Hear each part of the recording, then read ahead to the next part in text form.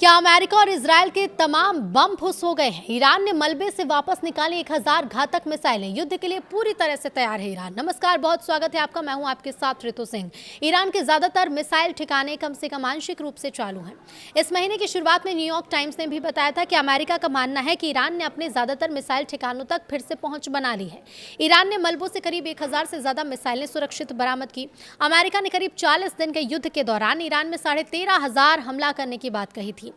रविवार को यह बताया गया कि ईरान, अमेरिका और इजरायल की बमबारी से ढह गए सुरंगों के महानों को फिर से खोदकर खोलने के बाद इजरायल और मध्य पूर्व के अन्य देशों पर नए सिरे से मिसाइल हमलों के लिए पूरी तरह से तैयार है।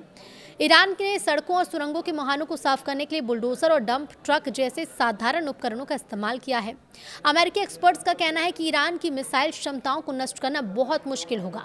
हैम्बर्ग विश्वविद्यालय के शांति अनुसंधान और सुरक्षा नीति संस्थान में वरिष्ठ शोधकर्ता जो ईरान की मिसाइलों का अध्ययन करते हैं, उन्होंने ये CNN से कहा है कि वो 20 सालों से इस तरह के युद्ध की तैयारी कर रहे थे। उन्होंने कहा कि इस तरह का नुकसान पहुंचाने के लिए आपको बहुत आधुनिक और महंगे हथियार का इस्तेमाल करना पड़ता है और इसकी मरम्मत का काम बहुत ही साधारण तकनीक वाला होता है। इसमें बस बुलडोजर ही लगते हैं। ईरान ने मलबे से 1000 से ज़्यादा मिसाइलें निकाल ली हैं।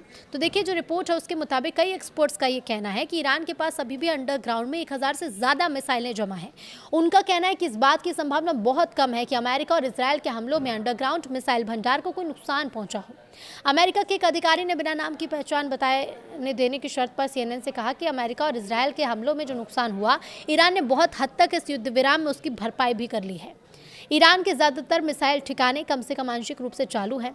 शुरुआत में न्यूयॉर्क टाइम्स ने भी ये बताया था इस महीने की शुरुआत में कि अमेरिका का ये मानना है कि ईरान ने अपने ज़्यादातर ठिकानों तक फिर से पहुंच बना ली है। रिपोर्ट्स के मुताबिक ईरान अभी भी उन मिसाइल भंडारों का इस्तेमाल कर सकता है जो चालू नहीं है। वो उन्हें मोबाइल लॉन्चर से लॉन्च कर सकता है और देश के पास अपने मोबाइल लॉन्चर का लगभग 70% भंडार अभी भी मौजूद है।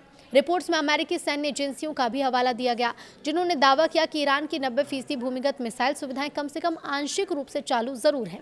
अब ऐसे में आने वाले समय में अमेरिका, इजरायल और ईरान की रणनीति क्या होगी, ये देखना काफी दिलचस्प है।